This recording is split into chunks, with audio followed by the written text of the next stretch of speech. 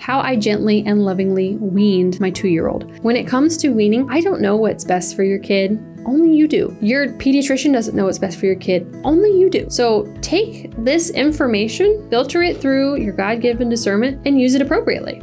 Now, I say gently and lovingly because I've seen a lot of methods and heard a lot of methods that feel like you're just abandoning your kid. It's like, yep, I've been your source of love and comfort and peace and the way you fall asleep for however long, and now suddenly I'm noping out of here because I'm done. You need to learn to manage your own emotions. To me, that is not loving or gentle. If that offends you, that's okay. For me, I saw that and I was like, that's not the way I'm going to do it. So for reference, my daughter is just a little bit over 2 years old, and I nursed on demand until like 18, 20 months. And that was fine until it wasn't. And I was like, I'm just tired. Like, I can't just drop whatever I'm doing to nurse this kid. And I could see in her that she didn't need me as much. It was more of a comfort.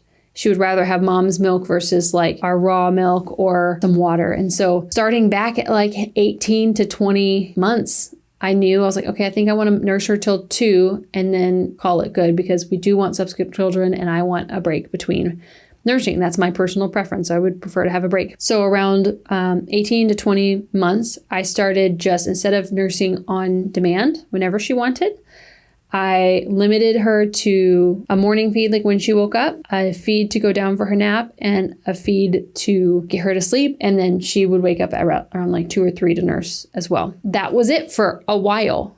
And that felt more controlled until, I was kind of feeling like, I don't think she's really needing me in the middle of the night. She just kind of latches on, sucks a couple times and falls asleep. So I'm like, we need to push through that and drop that feed, because at that point, she's like 20 months for sure. She doesn't need that feed, so let's drop that. So my husband and I devised a plan that, we'd have a sippy cup of burr milk, is what she calls it, because it's cold milk.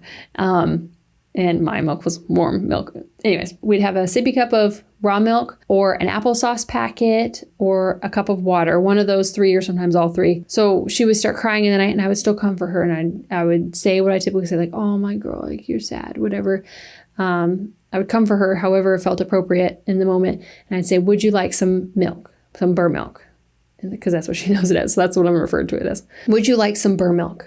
And then she'd be like, no, burr milk. I know my kids cry. So in the middle of the night when she'd wake up to try to nurse and I shut it down, I could tell it wasn't like a devastated cry. Like, she wasn't emotionally struggling. She was just mad that I wasn't giving her what she wanted. And that's okay with me. Frustration is good. Kids are supposed to be frustrated. We all have frustration in our life. It's okay to learn to maneuver through that. We would redirect for applesauce, burr milk, or water. And that happened pretty quick. Within like 3 nights, she was fine with not nursing. She would occasionally wake up and be like frustrated because like she would remember and she would want that, but we dropped that. I was like, oh, that was okay. That was easier. And then I think maybe she got sick. And so we just kind of stayed with the 3 every time when she woke up in the morning, and then when she went down for her nap, and then when she went down for her bed. That was it for a while. And then I was like, I feel like the morning feed is only happening because I'm offering it to her, and it's kind of become our routine and not necessarily because she needs it. And so instead of like laying in bed for like 20 minutes while she nursed and while we chit-chatted and cuddled and all that stuff, we would just wake up immediately, go downstairs, and I'd start making eggs and give her a snack of like out on the table. And that dropped pretty easily. As long as we didn't stay in the same environment that she typically would nurse and knew the routine, she did great. We would just leave the room and go downstairs and get her breakfast and a drink immediately. And that was dropped pretty quickly. Now, where it was getting her down to sleep, that was different. And that's probably what took the longest time. I just had to wax and wane with her development. And like, you're the mom, you know exactly what's right for your kid. I could tell when it was kind of ready, like there'd be like a little like, oh, like I think you don't need to nurse to go down for lunch or for nap. Like I would say around 22 months. I mean, this is like, I'm saying this is gentle because it took a long time. There were times where she'd get sick and I'd let her nurse like as much as she went through the day, because I know that's the best thing she needs for her immune system in that moment. But then she kind of knew like once she was not sick that she didn't get that anymore. When it came to the lunch feed, I just put some burr milk in, some cold milk in a sippy cup, and we went to bed.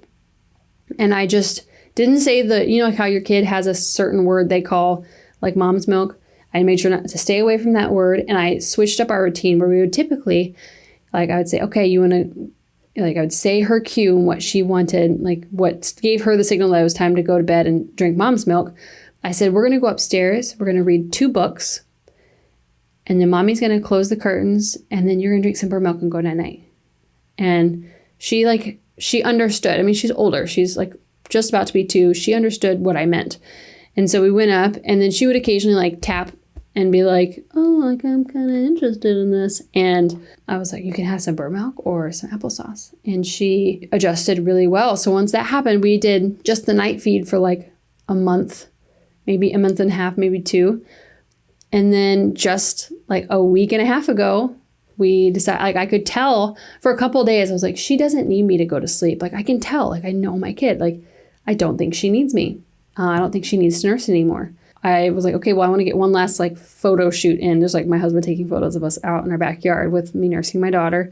And then after that, like I think starting like Sunday night will be the last time. And then Monday, I won't nurse her to sleep. And it was seamless. Like I think she was ready. And I think that's where we get things wrong when we make these videos, is that just because this slow process and the way I like observed her demeanor and behavior and her cries, because like we know our kids well. Like if we are attentive, loving parents who pay attention to our kids, we can discern what they need and what they don't. And so I just observed her cries and her frustrations. So I made sure when I dropped the nap feed, I made sure she had a really good lunch before that, because I wanted her to make sure, I wanted to make sure she was full and hydrated before she went down, so that there wasn't any discrepancy there or any nutrition lost.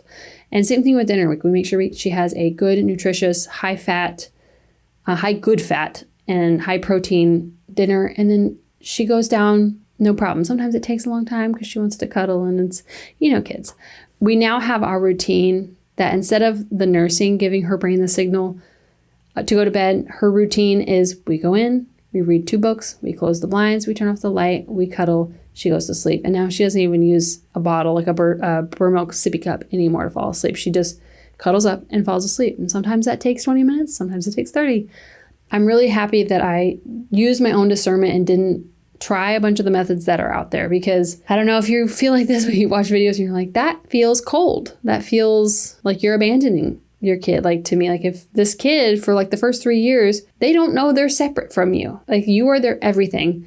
And if you suddenly just withdraw, that just feels cold and dead inside, honestly. So that's how I gently weed my kid. You know what's best for your family. Maybe the kid needs to just comfort nurse for a long time. And that's hard. I know it's hard. It's a labor of love. I loved our nursing journey, but I could tell when I was starting to be like, okay, I'm tired, I have other things that I feel like are more pressing than, because it's not a nutrition thing, it's more of a comfort thing. You know what's best for you and your family. And I hope this video helped you. If there's something that you found really helpful during your weaning process, please let me know in the comments, and we will see you next time.